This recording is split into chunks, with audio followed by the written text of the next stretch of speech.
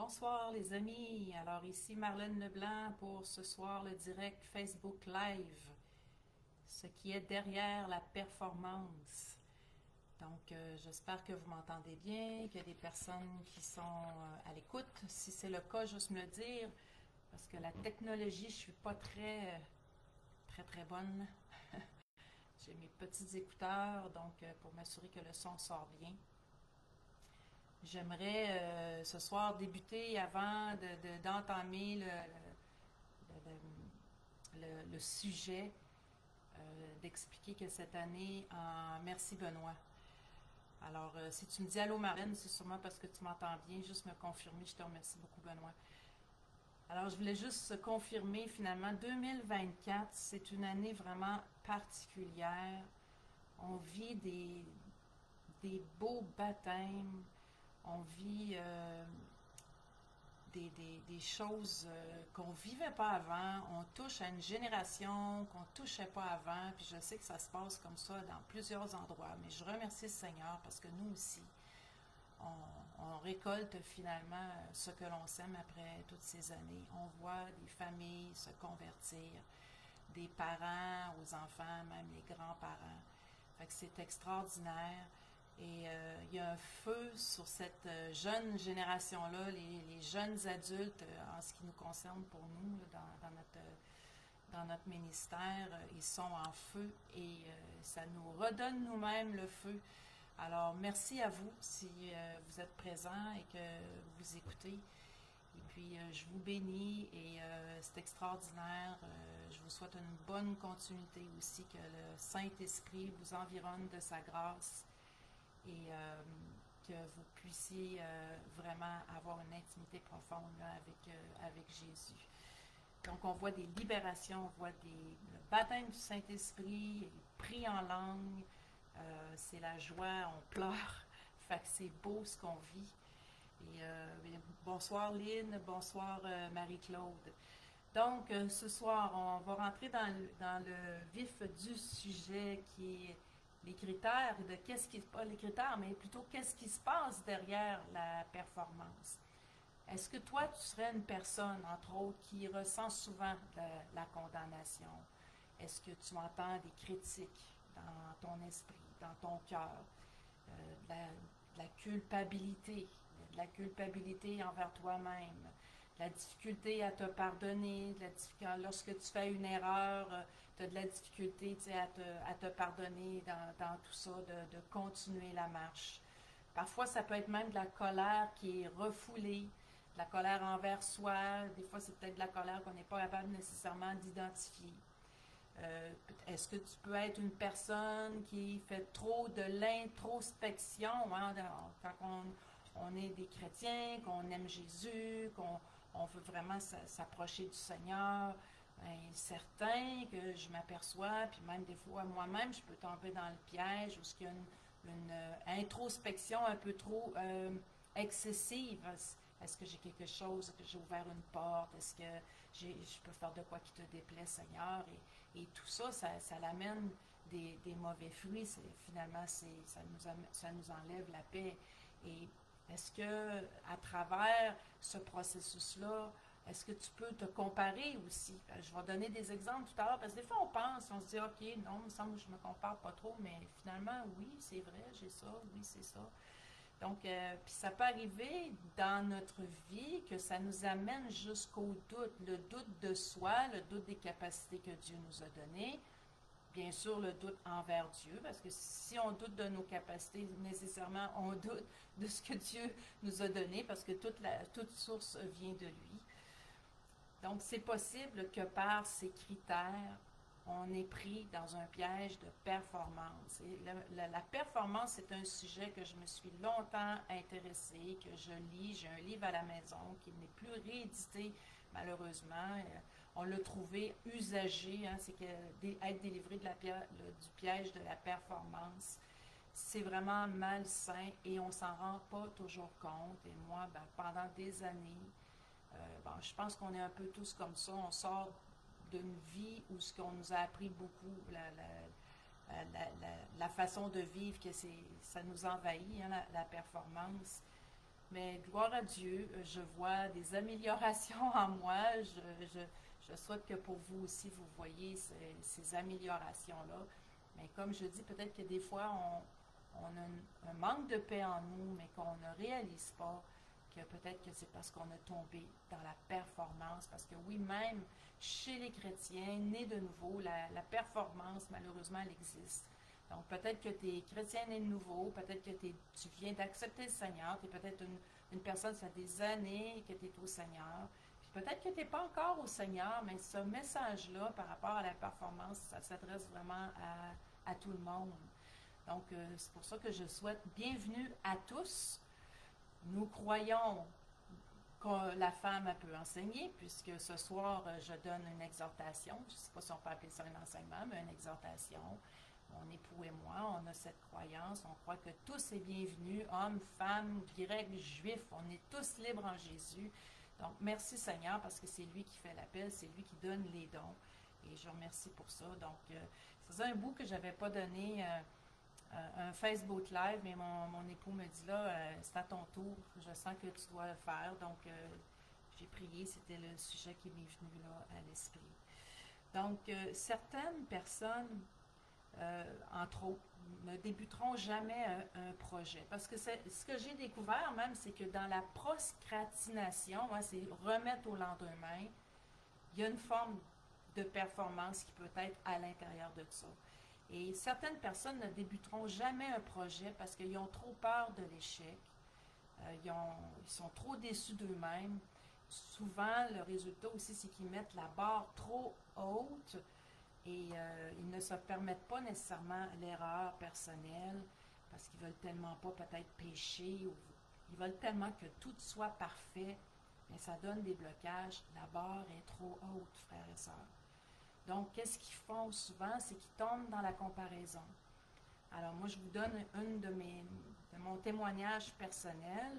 C'est lorsque nous avons débuté, entre autres, le ministère d'évangélisation, d'aller prier sur les malades dans les rues. Alors, il y a beaucoup de peur, il y a de craintes qu'on voit chez les gens, puis que nous aussi, on a eu. Mais notre barre, elle est trop haute. On voit des exemples de d'autres personnes, puis on veut les imiter, on veut faire pareil, mais peut-être qu'on n'est pas rendu là non plus à 100%. Mais Dieu, dans sa promesse, nous dit qu'il est persuadé dans Philippiens 1,6 que l'œuvre qui a commencé en nous la rendra parfaite. Il faut vraiment avoir cette assurance que ça ne dépose pas sur nos épaules, mais tout ce qu'on fait, c'est dans tout projet que je parle. Si tu es appelé par rapport à dans les études, si tu es appelé par rapport à dans ta carrière, mais moi, je vous donne l'exemple par rapport à moi, par rapport au ministère. Le Seigneur m'avait demandé de ne pas aller voir plein d'évangélistes ou plein de personnes qui guérissent dans les rues. Pourquoi? Parce que j'avais cette faiblesse-là. Et je me mettais à me comparer, puis je ne voyais pas les résultats que je voulais, et ça me décevait, j'étais déçue de moi-même, je vivais une sorte de patente, voyons qu'est-ce qui se passe Seigneur, j'ai la foi, j'ai toutes sortes d'interrogations, je ne vois pas les résultats. Mais le résultat, frères et sœurs, appartient à Dieu, c'est à Dieu que ça appartient. Nous, notre job, c'est de simplement aller, puis c'est dit, voici les miracles qui accompagneront ceux qui auront cru, et on grandit de gloire en gloire. Alors, j'ai obéi au Seigneur. Je me suis gardé une ou deux personnes, bien sûr, pour apprendre quand même, mais je n'ai pas ouvert le Facebook à ce moment-là pour regarder toujours des YouTube ou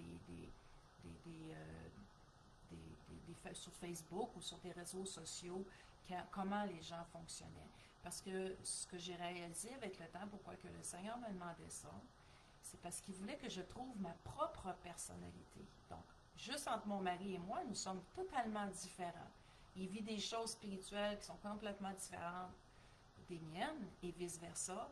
Et ensemble, on ne se compare pas parce que, on se respecte l'un et l'autre dans l'appel que Dieu nous demande de faire. On a un appel commun, mais on a un appel aussi individuel. Mais la beauté de ça, c'est de réaliser justement que les talents, les dons, c'est Dieu qui nous les donne.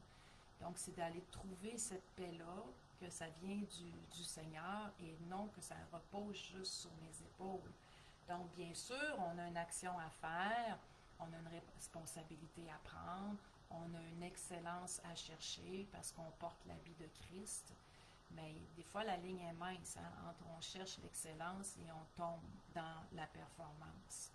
Donc, la performance de faire des miracles, la performance en tant que maman, les horaires sont tellement chargés, on arrive dans le milieu du travail où pour réussir, il faut performer, la vie va vite. À l'université aussi, Eric, un jour, il cherchait un emploi, il a suivi, comment on appelle ça, dans une entrevue pour travailler à l'université dans le domaine de la sécurité. Et puis, il expliquait vraiment que c'était pas facile, qu'il y avait beaucoup de suicides, il y avait beaucoup de drogue. Parce que les jeunes adultes ont de la difficulté à vraiment performer, donc ils se tournent vers beaucoup de médications et aujourd'hui on entend toutes sortes de choses, même la performance sexuelle chez nos jeunes qui prennent déjà du Viagra, je crois, c'est mon époux qui a entendu ça à la radio. On est vraiment envahi, sollicité par une génération de performance. Et il y a un verset cette semaine que ça m'a vraiment beaucoup parlé, qui est dans Philippiens 1, verset 12, Philippiens chapitre 1, verset 12, où ce que nos critères de réussite, ça m'a tellement frappé, ne sont vraiment pas selon les critères de réussite de Dieu. Alors si on prend, avant que je vous lise le verset, si on prend déjà l'exemple de Jésus, pour la croix, même chez les gens satanistes, pour eux c'est la défaite, mais la croix, nous savons très bien, lorsqu'on est né de nouveau, qu'on comprend l'appel du salut, que c'est une victoire. Mais quand on regarde ça, puis si on est à la place des gens qui ont, la plupart ont tous abandonné Jésus, il y avait très peu de disciples à la croix à ce moment-là, lors de la crucifixion, bon, on s'aperçoit que si on avait été dans leur peau, ben, on aurait été découragé, on aurait dit, ça, comme eux, hein, ça n'a pas de bon sens ce qui se passe, on perd notre maître, c'est une défaite totale, il est crucifié, la pire supplice, il est crucifié devant tous, c'était la pire honte, le pire supplice, la pire souffrance que Jésus a apportée. Mais après, on a bien réalisé par révélation que c'était la plus grande victoire. Donc la réussite de Dieu, même dans nos vies, que ça peut être des plus petites choses, ben, on peut penser des fois qu'on a, bon, j'ai eu mon diplôme, j'ai réussi, mais de quelle façon, dans le fond, j'ai réussi? Peut-être qu'aux yeux de Dieu, c'est pas tellement une réussite. Puis il y a d'autres endroits que peut-être que j'ai échoué sur certains critères, mais que pour Dieu, lui, il voit là où ce que j'ai réussi. Donc, nos yeux, il faut vraiment qu'ils soient fixés en fonction de la parole de Dieu et non en fonction de nos critères à nous, de mes critères à moi. Et pour vous lire, Philippiens 1,12, qui est un autre exemple de réussite, parce que je me mets dans la peau de Paul. Moi, pour moi, là, si j'étais dans la peau de Paul, ça n'aurait pas été une réussite pour moi, puis je vais vous expliquer après pourquoi. Il dit dans le verset 12, « Je veux que vous sachiez, frères, que ce qui m'est arrivé, parce que là, Paul est en prison, il écrit l'épître Philippiens en prison, je veux que vous sachiez ce qui m'est arrivé a plutôt contribué au progrès de l'Évangile. En effet, tout le prétoire et partout ailleurs, nul n'ignore que c'est pour Christ que je suis dans les liens et la plupart des frères dans le Seigneur, encouragés par mes liens, ont plus d'assurance pour annoncer sans crainte la parole de Dieu. » Alors moi, si je me mets à la place de Paul, là, à vraiment plus petite échelle, si je recule dans l'année 2020, lorsqu'on nous a confinés, lorsqu'on nous a dit là, que le virus était épouvantable, confiné, je crois, de mémoire, 3 mois, on oublie vite, hein? Mais moi, je me souviens de ma réaction, j'étais en colère et je me disais, on vient d'éteindre l'esprit parce qu'on commençait à avoir de plus en plus de gens qui venaient évangéliser, ça allait bien, on était sur un bon train. En début d'année, même, on recevait des courriels. Éric, il disait, écoute, si les gens, les pasteurs qui nous écrivent dans les églises, parce qu'on donnait des séminaires autrefois dans les églises, si on répond à tous ces demandes-là, on va être occupé pendant tout l'été jusqu'à l'automne. Mais Mais dans mon esprit, je sentais que non, ça allait être tranquille. Puis finalement, bang, la porte se ferme, on est confiné. Bon, moi, j'ai réagi vraiment avec colère.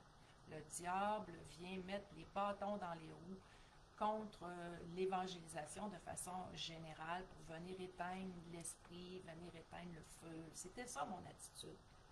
Mais avec du recul, quand je regarde à Paul, il y a eu bien des cheminements, il y a eu des choses nécessaires qui se sont produites dans l'intimité, parce qu'il y a eu une intimité vraiment plus proche pendant ce temps de confinement-là, de confiance avec Dieu. Tout ce qui s'est développé, le fruit derrière ça, ben, c'était un succès selon Dieu, mais pas à mes yeux, à prime abord. Donc, quand on tombe dans ce phénomène-là, ou ce pattern-là de performance, et surtout lorsqu'on est des fois des personnes très actives, moi je suis une personne active, c'est facile pour moi là, de prendre, de remplir un agenda, j'aime ça, l'activité, je me sens heureuse là-dedans, mais c'est pas dans l'activité qu'on doit être heureux, c'est vraiment dans ce que Dieu nous demande de faire, et des fois on tombe dans le piège justement de cette performance-là. Et qu'est-ce que ça fait? Quels sont les fruits aussi lorsqu'on tombe dans la performance? Ben, tout à l'heure, je parlais justement que là, on peut commencer à se condamner, à se culpabiliser. On est très sévère avec nous-mêmes. Si on tombe, exemple, qu'on a fait un péché ou si on s'est trompé, trop souvent, on est porté peut-être à se taper sur les doigts, comme on dit, puis même si on sait qu'il n'y a aucune condamnation pour ceux qui sont en Jésus, ben, des fois, c'est plus au niveau cérébral qu'on le croit. Ça n'a pas encore tout à fait descendu au niveau du cœur. Alors, on perd sa joie, on perd la liberté d'esprit, puis ça devient lourd. Puis à quelque part, ben, c'est du légalisme aussi. Souvent, les gens ils nous disent, ben, c'est quoi que tu veux dire par légalisme? Ben, légalisme, ça veut dire qu'on s'est mis sous une loi, carrément. C'est comme on se met sous nos lois à nous, mais on n'est plus sous la loi de la liberté là, de l'esprit. Alors, comment trouver un équilibre dans notre vie face à tout ce monde effréné-là? On a des bons amis qui sont en affaires, alors ils doivent rencontrer leurs chiffres, il y a de la concurrence, il y a toutes sortes de choses. Ben, comment essayer de trouver cet équilibre-là entre Seigneur, aide-moi, parce que je veux bien faire les choses, mais je ne veux pas non plus tomber dans la performance, parce que la performance se retrouve partout, comme j'expliquais. Elle se retrouve même dans nos églises, par des activités surchargées. Alors nous, on a déjà été dans des églises où on trouvait qu'il y avait beaucoup de choses, on était surchargés, puis on se disait, ben, on voulait comme se retirer de ça finalement. Et puis aussi, on essaie vraiment de ne pas surcharger nos propres disciples parce qu'on se dit, ben, on sait qu'est-ce que ça donne comme conséquence de la surcharge et qu'on tombe dans la performance. Donc, c'est de trouver cet équilibre-là de qu'est-ce que, Seigneur, tu veux m'appeler à faire, puis qu'est-ce que je peux laisser pour les autres personnes aussi. Mais derrière la performance, parce que c'est ça le titre, qu'est-ce qui est derrière tout ça finalement? Mais derrière tout ça, ce que j'ai découvert, c'est qu'il y a beaucoup d'inquiétude, il y a beaucoup d'insécurité, il y a un manque de paix. Et nous, à cause de nos standards que nous, on se place, c'est que ça dévie nos yeux, au lieu de les garder sur Jésus, ben on place nos yeux sur nos capacités, puis on place nos yeux sur justement nos compétences. La Bible elle parle de paraboles de talents, que Dieu distribue les talents selon la capacité de chacun. C'est pour ça qu'il ne faut pas se comparer. Parce que moi, j'ai peut-être la capacité de prendre, je ne sais pas moi, 70% d'un travail, si on compare sur les 10 talents, puis une autre personne va pouvoir prendre seulement 30% parce qu'il y a toutes sortes de tâches, de responsabilités. Il y a une différence entre des gens qui sont à la retraite, puis d'autres personnes qui sont avec une jeune famille, puis qui ont plein de choses à faire à l'intérieur de leur famille. On est conscient de ça. Et c'est Dieu qui le dit aussi. Donc, c'est à chacun sa capacité. Mais aussi, ben, peut-être que des fois, on a des capacités physiques, des incapacités physiques. Ça peut être des fois émotionnelles. On est plus fragile émotionnellement. On peut avoir des incapacités aussi, même spirituelles, dans le sens qu'il y a certaines choses qu'on est liées à ce moment-là. Donc, c'est ne pas rester nécessairement à ce stade-là, de chercher la guérison avec le Seigneur, de chercher d'avancer de gloire en gloire, mais il y a des saisons dans la vie, il y a des capacités maximales aussi qu'on peut prendre. Donc, mais derrière la performance, je me répète, il y a beaucoup cette insécurité-là. Donc, si on est rempli d'insécurité, ben oui, on manque de confiance envers nous, mais on manque aussi de confiance envers le Seigneur. Hein. Si on médite Matthieu 6, où ce qui dit de ne pas s'inquiéter de ce qu'on va manger, de ce qu'on va boire, de la façon qu'on va être vêtu, de chercher d'abord le royaume et la justice de Dieu, parce que si on cherche Jésus, on ne recherche plus selon nos talents, nos capacités, tout ça, mais on recherche à devenir plus semblable à Dieu, mais on s'entend que devenir semblable à Jésus, déjà là, on pourrait tomber dans la performance, parce que Jésus, il est parfait. Donc, même si la Bible dit que nous, on est parfait, selon les yeux de Dieu, parce qu'il voit Jésus en nous, mais on sait très bien qu'il y a des petites choses à changer là, dans notre âme. Alors, il y a un verset qui me venait là, tout bonnement à l'esprit aussi, qui m'a vraiment libérée par rapport à tout ça. C'est dans les Actes des Apôtres. C'était pas prévu, mais je pense que le Seigneur, il veut que je vous lise ce verset-là. Pierre vient de faire un miracle et Jean, qui montait au temple et guérit un paralytique qui est à la porte du temple. C'est Actes des Apôtres au chapitre 3. Ceux qui me connaissent m'ont déjà entendu là-dessus. Vous allez me réentendre. Les autres qui ne vous l'avez pas entendu, vous allez voir, c'est vraiment bon. C'est la Bible, c'est sûr. Donc, Actes chapitre 3, verset 12. Alors, les gens sont ébahis. Ah, il vient de guérir un paralytique. Wow, Pierre, t'es fort. Tu dois avoir jeûné longtemps. T'es vraiment un homme de prière. Ça fait combien de temps que tu pratiques, Pierre? Mais, en fait, Pierre, là, je vous donne un peu version Marlène 2.2, là, mais Pierre, il leur répond au verset 12. Quand que Pierre, voyant cela, dit au peuple, hommes israélites, pourquoi vous étonnez-vous de cela? Pourquoi vous êtes étonnés de voir un miracle? Pourquoi avez-vous les regards fixés sur nous, comme si notre piété, pardon, je relis. Pourquoi avez-vous les regards fixés sur nous, comme si c'était par notre propre puissance ou par notre piété que nous eussions fait marcher cet homme? Alors ici, il répond directement, c'est pas ma puissance, c'est pas ma piété, c'est pas le nombre d'heures que j'ai mis nécessairement dans ma relation, c'est vraiment à cause de la puissance de Dieu qui est déjà en nous lorsqu'on est né de nouveau. C'est Dieu qui agit. Tout ce qu'il a fait, Pierre, j'ai ni argent, j'ai pas d'argent, j'ai pas d'or, mais ce que j'ai, Saint-Esprit, je te le donne, au nom de Jésus, lève-toi et marche.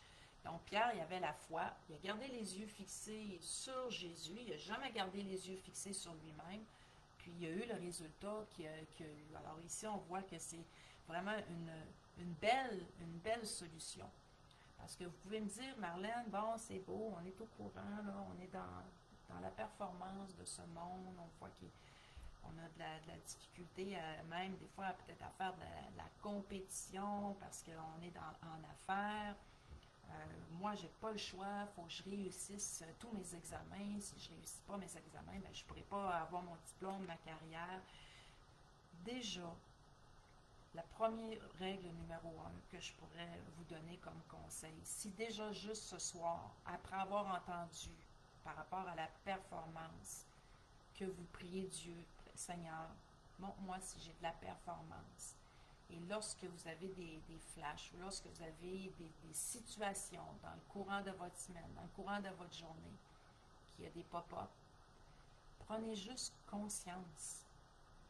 Oups, là, je suis en train de tomber dans la performance. Parce que j'aimerais vous dire, oui, on peut vous délivrer d'un démon. Ça peut arriver là, que c'est extrême, vraiment, il y a des gens, c'est extrême. Angoisse continuelle, peur continuelle, inquiétude continuelle. L'éducation qu'ils ont eue et tout ça, ils ont besoin de délivrance, mais des fois, c'est vraiment par rapport, et plus souvent qu'autrement, le renouvellement de notre intelligence. Donc, déjà, si on prend conscience qu'on s'humilie devant Dieu, qu'on dit au Seigneur, je te demande pardon, je suis en train de tomber dans la performance, bien déjà c'est un gros morceau. Parce que lorsqu'on commence à prendre cette conscience-là, c'est 50% du problème qu'on vient de régler, parce que c'est Dieu qui va faire le reste pour venir nous transformer. C'est d'avoir vraiment cette paix-là. Aide-moi, Seigneur. Aide-moi à te faire confiance. Aide-moi à être dans ta paix, Seigneur. Aide-moi à garder mes yeux fixés sur toi, Seigneur. Ma réussite ne repose pas sur mes épaules, ça repose sur toi, Seigneur. C'est toi qui rouvres les portes, c'est toi qui fermes d'autres portes, c'est toi qui diriges ma vie. Si on a fait Jésus de notre Sauveur et de notre Seigneur, ça veut dire que vraiment, on lui a donné toute notre vie.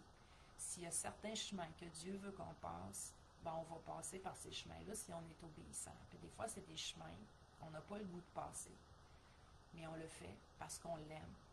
Donc, des fois, il y a des déserts aussi, c'est pas un chemin qui est le fun, mais Dieu nous appelle à aller au désert parce qu'il veut parler à notre cœur de façon spécifique. Puis il y a des choses en nous aussi qu'il veut changer. Il y a des choses qu'il veut révéler, qu'il y a d'autres projets, qu'il y a une autre mission qui s'en vient ou quoi que ce soit. Le désert n'est pas nécessairement négatif, au contraire, il y a beaucoup de fruits qui sortent lors d'un désert. Donc, la première chose, de prendre conscience. La deuxième, en tant qu'être humain, baissez vos standards. Parce que nos standards, frères et sœurs, si on a une éducation parentale, puis qu'ils ont eu beaucoup d'exigences à notre égard, bien, ça veut dire que nous aussi, on est exigeants avec nous-mêmes, mais que sans s'en rendre compte, on va être exigeants avec les autres. Donc, il faut baisser nos propres standards, être plus clément envers soi, d'accepter qu'on va faire des erreurs, d'accepter que si je commence à évangéliser, peut-être qu'au début, il y a plein de monde qui décide de ne pas commencer à évangéliser. Pourquoi? Ils sont dans la performance. Parce qu'ils ne veulent pas, ils ne savent pas, ils se disent, ils ne savent pas comment, mais quand on fouille, quand on sonde notre cœur, derrière ça, c'est la peur.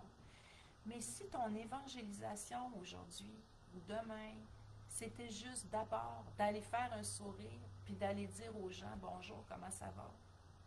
Peut-être que les portes vont s'ouvrir beaucoup plus facile que tu penses. Puis peut-être que juste ton sourire, ton bonjour, c'est peut-être assez qu'ils vont voir la lumière aussi, puis qu'ils vont peut-être, on a déjà entendu des histoires, hein, la personne, elle allait se suicider, puis finalement, elle ne l'a pas fait parce qu'il y a une personne qui a porté un regard sur son prochain. Donc, de baisser les niveaux de standard. Quand on apprend, nous, des outils, les gens veulent le faire parfaitement, tout de suite, le début. Non! Soyez en paix, on est ensemble, on apprend ensemble. Accepte que tu vas faire une erreur, accepte que tu ne l'auras pas parfaitement au début. On est vraiment exigeant avec soi-même. Est-ce que Dieu a cette exigence-là avec nous? Je ne crois pas, parce que s'il y avait cette exigence-là avec nous, je pense que ça ferait longtemps que peut-être que je serais morte. Donc, plus qu'on avance proche de Dieu, on s'aperçoit que, oups, il y a des petits scories, hein, des petites taches noires sur notre cœur. Dieu vient sonder notre cœur. Il est la parfaite lumière. Alors, plus qu'on s'approche de la lumière, on voit à quel point on a besoin de Jésus. Donc, la première, prends conscience. Le deuxième, baisse tes standards et lâche prise. Lâche prise. Parce que derrière tout ça aussi, derrière ces inquiétudes, on se soucie beaucoup du paraître, de ce que les autres vont penser.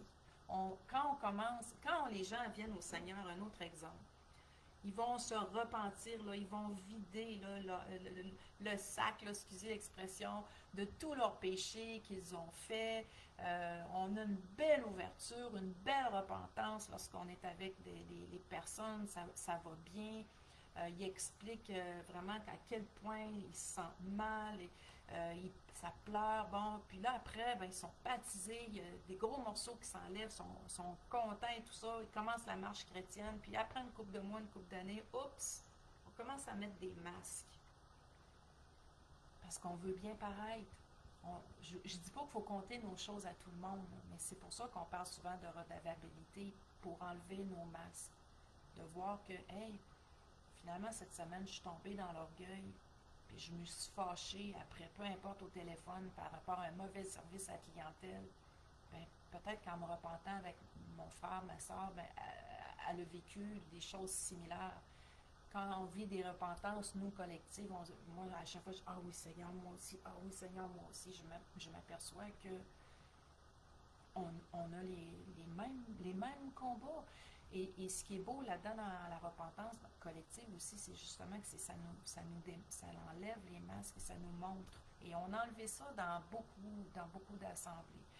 Donc, c'est une chose que j'encourage vraiment par rapport à la repentance collective. Et je ne parle pas de se repentir là, de façon générale des péchés du peuple. Non, je parle de nos repentances personnelles. L'autre, c'est de vraiment méditer la parole de Dieu, de renouveler l'intelligence et de voir qu'est-ce que Jésus a fait pour nous. Parce que plus qu'on réalise qu'est-ce que Jésus a fait pour nous, ça nous enlève nos propres barrières, nos propres standards qu'on s'est mis sur nos épaules et de réaliser que c'est lui qui nous transforme. Donc, lorsqu'on est dans ce piège des inquiétudes derrière toute cette performance, on a un mal-être intérieur, notre âme souffre, notre âme crie. Puis c'est prouvé, il en parle un peu partout lorsqu'on fait des recherches sur le domaine de la santé, même la cortisol qui est l'hormone du stress qui augmente, bien, ça crée des problèmes de santé, ça peut créer des problèmes de santé physique, des problèmes de peau, des fois certaines maladies de peau peuvent venir par rapport à tout ce stress-là aussi. Cette exigence-là, notre corps, il crie jusqu'à dire j'en peux plus, là. Il y a des choses qu'il faut qu'on change. Donc, c'est un exercice d'humilité. Je vous encourage vraiment à méditer, à prier Dieu pour votre propre guérison. Moi, c'est sûr que je continue dans cette voie-là parce que je pense que c'est quelque chose qui est vraiment à long terme. Comme je disais, j'aimerais ça claquer des doigts, puis que tout est parti, que tout est parfait. Mais encore là, c'est peut-être de la performance de vouloir que tout de suite soit tout parfait. On a des choses à travailler dans notre chair, puis Dieu veut le faire avec nous. Donc, c'est vraiment Jésus qui vient nous changer. On le sait qu'on ne peut pas changer les autres, mais même nous-mêmes, c'est Dieu qui nous change. Notre responsabilité, c'est d'aller auprès de lui, d'être dans l'humilité, puis de lui demander de l'aide à travers la repentance et en lui disant « Aide-moi, Seigneur ». Parce que des fois, on se dit « Ah, Seigneur, pardon », puis on oublie d'y demander de l'aide. Mais en lui demandant de l'aide, ça lui fait tellement plaisir. Donc, je vais prier pour vous. Et puis, je vous remercie d'avoir été à l'écoute. Et à travers la prière que je veux faire pour vous, il y a deux beaux versets là, qui me touchaient ce soir, qui est à Isaïe 43, verset 1, pardon, Isaïe 43, verset 1 et 44, verset 2. Les deux sont sensiblement pareils. Ça dit « Ainsi parle maintenant l'Éternel, qui t'a créé, ô Jacob. » Mettez votre nom. « Ainsi parle maintenant l'Éternel, qui t'a créé, ô Marlène.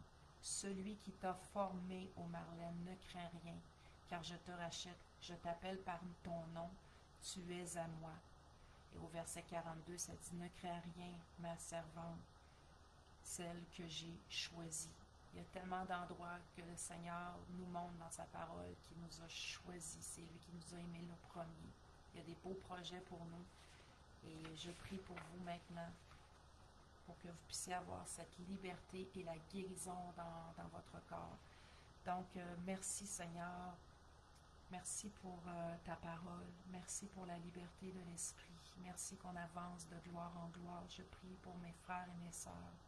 Je te prie, Seigneur, qu'ils puissent avoir une révélation d'une liberté. Parce que tout va tellement vite, Seigneur. Le monde extérieur nous met de la pression, Seigneur. On vient auprès de toi, Seigneur, ce soir. Je commande à toute forme de pression et de performance de quitter maintenant au nom de Jésus. J'appelle la guérison de l'âme. Tout ce qui a été blessé, brisé, selon l'éducation dans l'enfance. Seigneur, on demande pardon pour les péchés ancestraux. On choisit de pardonner et de peut-être nous avoir mal aimés, de nous avoir mal éduqués dans certains domaines, Seigneur. Ils ne le savaient pas plus eux-mêmes, Seigneur. Pardon, Seigneur, pour leurs erreurs. Et Seigneur, ce soir, on se positionne devant toi pour venir chercher cette liberté de l'esprit. Et montre-nous, Seigneur, les fois où on tombe dans la performance. Montre-nous, Seigneur, qu'est-ce que tu as de prévu pour nous, pour qu'on puisse entrer dans ces œuvres préparées d'avance. J'appelle à la liberté, Seigneur. Je déclare la liberté, Seigneur. Liberté dans les émotions, Seigneur. Liberté dans l'amour, Seigneur. Que s'il y a de la haine de soi qui s'est camouflée derrière ça, Seigneur, par nos propres exigences ou les exigences qu'on nous a mis, Seigneur, je les dégage, Seigneur, de leurs épaules au nom de Jésus. Soyez bénis, je vous aime et à bientôt.